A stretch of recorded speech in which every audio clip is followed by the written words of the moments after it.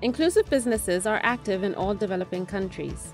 An inclusive business integrates low-income producers and consumers into its operations, contributing to its own competitiveness as well as to the economic and social advancements of local populations. Almost any company that has transactions with the poor can be involved in inclusive business. Examples include input supply companies, food processors, traders, exporters, and service providers. Companies engage in inclusive business activities in order to gain market share, develop supply chains for quality raw materials, innovate product lines, and develop closer relations with producers. They provide services and other support to producers as part of their commercial relationship. This kind of relationship can result in substantial economic benefits for both the producers and the companies involved.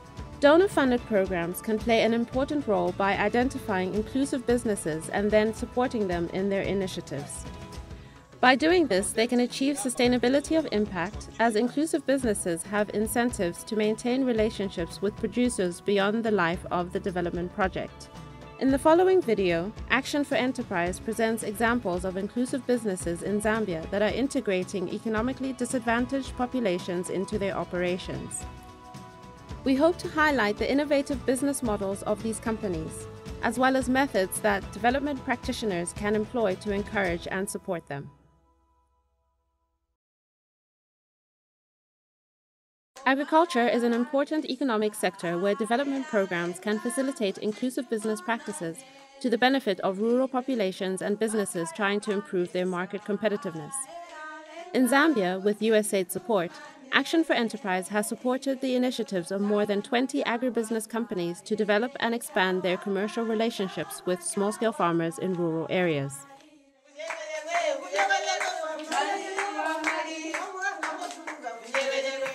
Well, I think the most important thing to understand from the outset is that the survival of this company is on the capacity to produce by the producers. We are a processing company with the vision to be a leading producer of sunflower oil as well as sunflower cake. And so the most important thing in this whole scenario is that we've got to have producers of sunflower. So it is important for us that we support them to improve their capacity to produce and also to improve their capacity to produce quality sunflower, because those two are very critical for the kind of business that we do. I think the biggest challenge that we have had so far is that capacity of sunflower production in Zambia has gone down considerably. And so Mucha comes in as a new player on the market.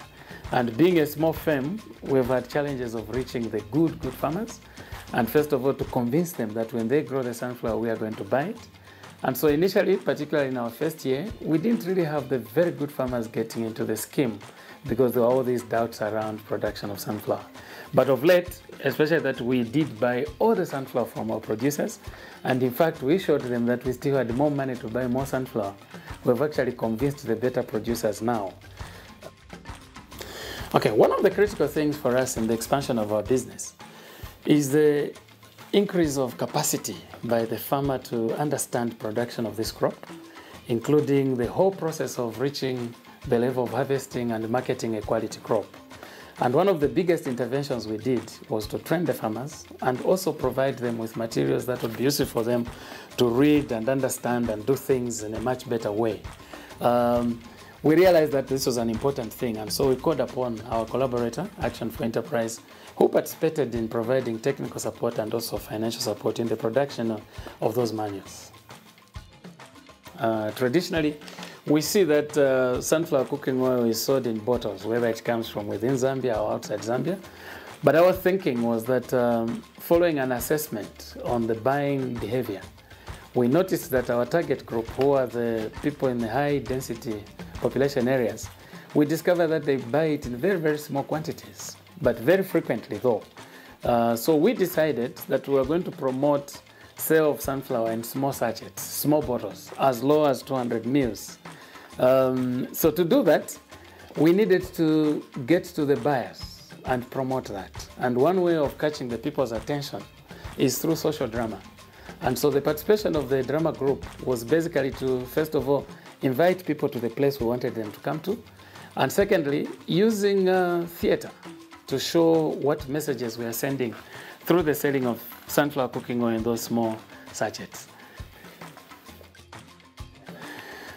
In our promotion programs, the role of Action for Enterprise was very critical because at 3 levels they participated, and the first level was at technical development of the proposal to do it. And I think they were a very, very important partner in that we found their input in the development of the document itself was very critical. Their second role was at financial support. I think we found that very useful. Getting a drama group into rural areas, into all these places, is not a cheap thing. And so the support that they gave us at 70% was really critical in helping us do what we meant to do and do it successfully. Thirdly, the evaluation of those programs. We had our own say, but because they participated in the field, in checking what exactly was going on, we found their comments very useful in making it a better thing, and I think it was a success. Parmalat has got more than 1,000 small-scale farmers all along, spread around the country, and we have only 3 extension officers. So these small-scale farmers are in what we call milk collection centers. Now, and to meet the demands of these small-scale farmers, we have trained what we are calling community livestock volunteers. These are people who live within the community. They come from the community, and they have been trained in basic veterinary skills, also for the production, whatever comes with farm production. So these are people basically who meet the demand on the ground with the extension officer to deliver quality milk, especially on hygiene, where Parmalat really emphasizes on. Working with Action for Enterprise, we developed manuals which we thought and which we believe in that are good for the farmers, for sustainability and for back-checking. We did fodder production, basics on hygiene, very important, the importance of feeding, farm management, and many more. These are what will be basically being used also by farmers to enhance capacity building. In Choma, basically what we did was to have the farmers trained in farm management and fodder production, especially on hay and silage making. We did some theory part of it. We also did some practical part of it where we showed farmers the real silage, how it looks like. When is it better kept? When is it all right to cut for preparation of silage or hay production for a small-scale farmer? Such knowledge, the farmer or Parmalat, they all benefit. One, for the small-scale farmer, they will really increase in milk yields or production. They are going to have health animals. They will know what to feed and when to feed the animals. And this in turn will give Parmalat high-quality milk, good hygiene milk, and high volumes. Such is the best relationship we have created. Here at Silver Food Solutions, we work with smallholder farmers in the rural areas of Zambia. We've been to all 10 provinces in Zambia, where we've trained a total of over 10,500 farmers in post-harvest methodologies, how to dry vegetables and how to process them in a hygienic manner. And in these workshops, we train them how to not only how to dry, but also we add the aspect of entrepreneurship, marketing, and ethics, so that we provide ourselves as a market for these vegetables once they dry them, and the excess we give them the skill to market and sell these things elsewhere. To help farmers dry in a hygienic manner, we came up with solar dryers, which we provide to the farmers to help them dry the vegetables in a hygienic manner, so that there's no dust on top. It's a quality product when it's sold to us. In some of the workshops that we have, we train them how to dry mangoes and also vegetables, which before they are put in the solar dryer, we show them how to blanch by boiling the vegetables, rubbing them to remove the thickness, and then after about 20 minutes, we place them on a solar dryer. To get these products to an international quality standards that we strive for, we work with organizations like Action for Enterprise, not only at the post-harvest stage, but also when it comes to ensuring quality. So we, a number of times, have worked with Action for Enterprise. We're going to India, Malaysia, and the US to source for machinery for processing the vegetables, and also formulation for soups, so that we can increase demand for these products. Not only should they be just the vegetables, but also made into soups and porridges and other products.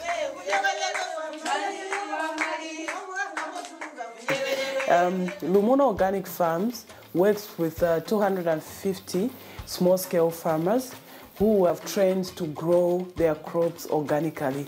Currently, other than chili, we're also working on 5 more herbs, which is rosemary, oregano, thyme, and mint, and garlic.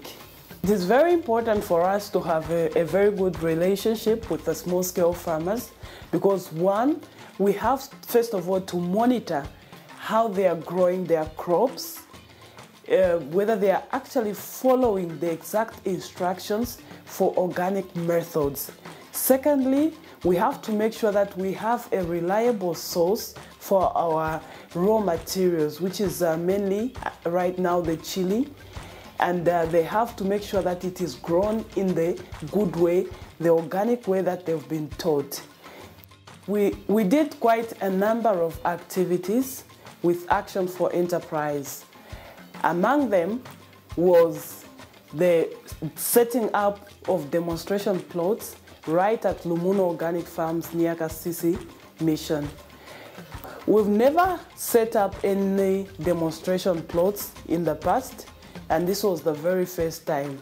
And it was very, very interesting to see how excited the farmers, the small-scale farmers were, because they saw it that it can actually work even right here in Zambia. We hope you continue helping us, and you continue teaching us and helping us to grow more of the other herbs that we don't really know, so that we can keep on trying and maybe improving our lives. You know, we are pensioners around this area, and this is quite helpful to us. DITEC is working with well over 2,000 beekeepers in Central Province, and another 2,000 in Northwestern and Western Province of Zambia. We are both a honey processing company and also a marketing company. I think we choose to work with both sides of the chain. We have been conducting training with our beekeepers, and this is largely to improve production and the quality of the honey that is produced. Over the years, we have had problems with the market regarding the quality of the honey. And so we engage beekeepers at village level to improve the production first and to improve the quality.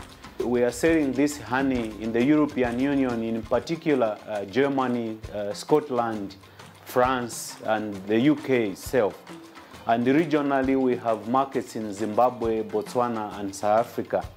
In order for the beekeeper in rural Zambia to improve the quality of the honey, we are providing basic tools that enhance the production of the honey and the processing. So in this case, we have basic tools, hand tools for that matter, which a beekeeper can apply when cropping the honey. Because honey is said to be very clean in the beehive, but the minute there's a human contact, anything can go wrong. And these include basic things like smokers. Smokers produce heat, which will send away the bees, send them to the back so that we can get the honeycombs in front of the beehive. And we use basic things like gloves, so that there's no direct contact with the human body. So these are some of the tools which we buy from a very, very reputable manufacturer. Action for Enterprise has helped us reach out to so many beekeepers that we wouldn't have otherwise reached. These people require training and they're in far-flung areas of Zambia. So we do get assistance from Action for Enterprise to be able to reach a good number of these farmers and give them the basic training that they need in honey production. Agricultural input supply companies can be exemplary inclusive businesses. Farmers can access improved seed varieties, training in pest control and extension services from input suppliers through their networks of retailers and field agents. Development programs wishing to help farmers improve their productivity and practices can collaborate with input supply companies to broaden their outreach. This commercial relationship benefits both the input supply company and farmers.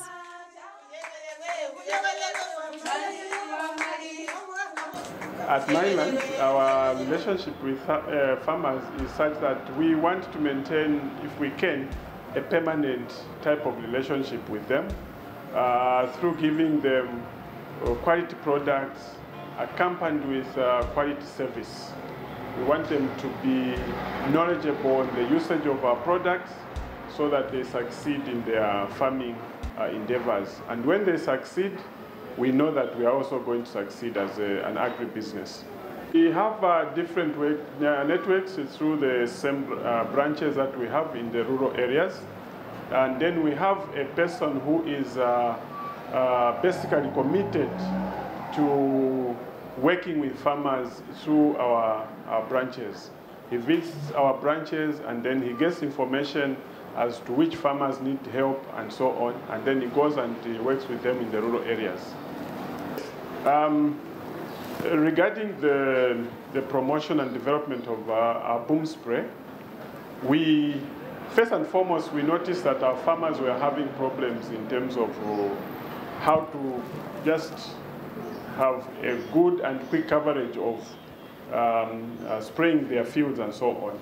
So we decided to look around and find something that would be suitable for them to spray a bigger field in a shorter period of time. And when we found that product, we then linked up with the Action for Enterprise to assist us with the development of the products in the rural areas. And we actually finally arranged a number of meetings, training meetings with our farmers in a number of areas. I think we covered about 6 different districts within areas of operations, where we basically went to train farmers on how to use a boom spray. We trained them on the advantages and the benefits that they will draw in terms of using the boom spray. Particularly also we were looking at developing a network of spray service providers. In our training, we look at the whole picture of what is involved in spraying. We look at safety of the sprayer, the sprayman, safety of the crop, and so on. Like you notice, if you notice in one of the pictures where someone is spraying, they're actually spraying without any protective clothing. That is basically, they're just spraying water. We were training them on how to spray.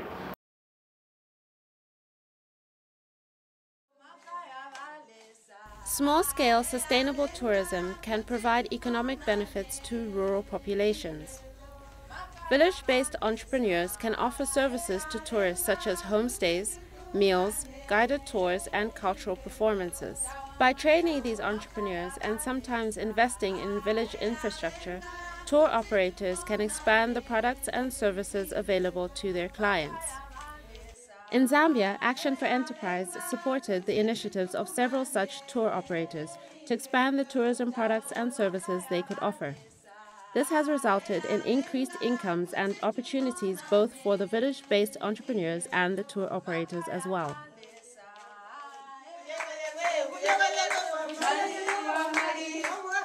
Floating skies, our belief is that we have, as Zambia, we have such a cultural experience that we need to share with other people from other countries, tourists. It's very important for us to have a good relationship with the villagers, to train them so that they're able to look after tourists when they come. Because one is they need still to keep their way of life. They don't need to change. They need to be the way they are. That's why tourists come to see, is they come to see the real life of villagers. It benefits Floating Skies in that when the villagers are well trained, then they are going to, the tour is going to have value, and tourists are able to appreciate the tour, and then it's going to be well coordinated. Before, the tourists used just to come and see the village and see the villagers and go. But now, with our tours, the tourists are able to share with the experiences of the villagers. They're able to cook with them, they're able to eat with them, they're able to share with them in whatever activities that is happening in the village. So it's not just a visit to the village, it's an experience of what goes on in the village during the day and even during the night. The villagers benefit in many ways. One way is that because they are well trained in hygiene ways of living and also even cooking, so they're able to use the same hygiene ways that have been trained for. Then secondly is that all the people that are involved in terms of cooking, in terms of guiding, they also benefit an income for each tourist that come in. And also we pay royalty to the village, and that money also goes to the well-being of the whole village. The challenges that we faced as Floating Skies in these trainings and bringing these tourists here is that sometimes also it's not easy to have facilities or to have materials to be able to train the villagers very well. And also the issue of communication with the villagers, and also village tourism is not as common as adventure tourism, so we have to market a lot. That's had been a challenge, to be able to reach out to people that are able to come and be in the village doing village tourism. We worked with Action for Enterprise in training village tour guides, which was very important, and also in training village cooks, which was very important. And one important thing that we did was also to train village housekeepers, because we have a view that in a few months to come, we should be able to have tourists come to spend nights here. Twakayisigwa kujika mukuyisigwa kujika omu banyambembe bakatuyisya nenchito nchitwakayiyayirikeyo yakujika so tulatambula amakuwa bayindene olo bantu bayindene tibasika tuijesima certificate akujika kufumbwa basika oke tulatambula so tuyanda kuti ei program nje tujesi izwidambe tatuyandi kuti kaipiruka musole kambo kuri rugwasho ndo twabona kuti asho ntobyo ka development pokati. Floating Sky came. And then that's how the headman told us that there will be a company that will be coming, they want to train new guides. And then that's how I found myself in that training. Then I picked as a guide. It's very important because when tourists come, we associate with them, and then I learn new things from them. Also, I sometimes earn my living there in the tourism as well. Crafts celebrate local culture and customs, while also representing an important source of income for thousands of rural artisans in Zambia. Wholesalers and exporters are often the only viable market channel for rural weavers and artisans. In addition to market access, these businesses often provide producers with finance, raw materials, and new designs, building long-term relationships based on trust. Action for Enterprise supported the initiatives of craft exporters to invest in rural Zambian producers and to compete in a highly competitive international market.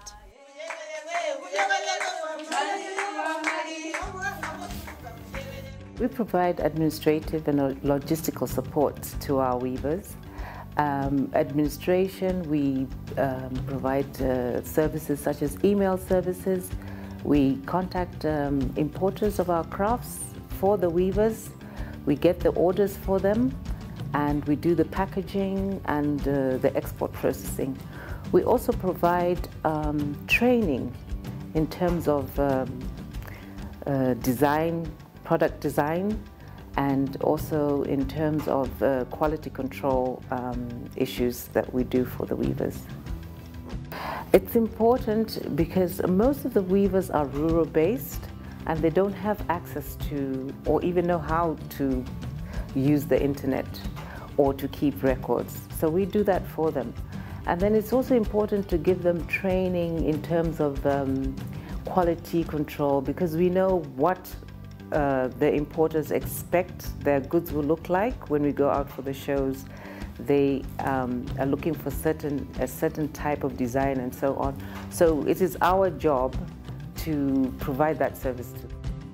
The benefits for us is that we are able to tap into a large pool of producers. We could not be able to sustain that number of producers, say, as a small business paying wages all the time. But when they're in their clubs, we are able to tap into a large number of them, and they're able to support themselves through the profits they get from the baskets as opposed to waiting for a wage. And for the producers, it's beneficial to them because most of them don't have the capacity to go out and market their products internationally or even locally. So we have the capacity to go out and go around, and when we work with organizations such as Action for Enterprise, we tap into those resources and we're able to market their products internationally. The Dallas Gift Show was a stepping stone. It was the next step into penetrating into the American crafts market.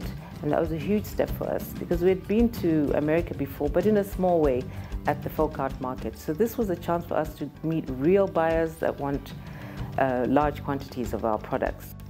The training that we did before we went to Dallas had emphasized preparing the producers for the international market, and we also emphasized quality control, and we emphasized the need to simple things like build trust in a business relationship and that keep your promises and simple items like that. We also did role plays where the producers role played a situation where they were good producers and were able to finish their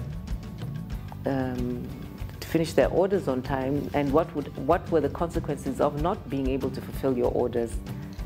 It's been a 13-year journey, and it's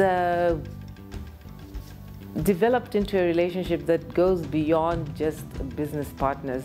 We are family. Yeah, we are family, and I do get involved in some of their personal issues, but I've seen them grow. I've seen them being able to buy plows and cows and being able to send their children to school from the income they get from their baskets. Vakatariga winda ntwakali ukopa vantu vajanika mbapati kunyiswe vamama mambi vakajiye kusoma so mutu watayasuye kusoma winda mburi vantu vakali kuendenda mutu aiona mburi kumuzi vali ungavona kuti muntu yanda chita kuchinchanya vya mapopwe so twayunga tuyanda mali nizaute kwaile mwana kuchikoro auda vyoro nzalo ngombe lo manda masenke mwachita imbi ndo wiha bana kuchikoro wanje mapenzi ro jika yombonyo kamusumpuka sumpuka business ya jincha kamboti tenu baba bate yakutupa maoda twate yakuyisoma mubunji wina muntu ali kusoma wani kuti batupa mbuli maoda mapenzi manji wina nkamboti tuli banji mukilabu twasiganiza about 20, so batupa maoda na batupolo 1 month 2 months twa uhambana kwa nyaoda.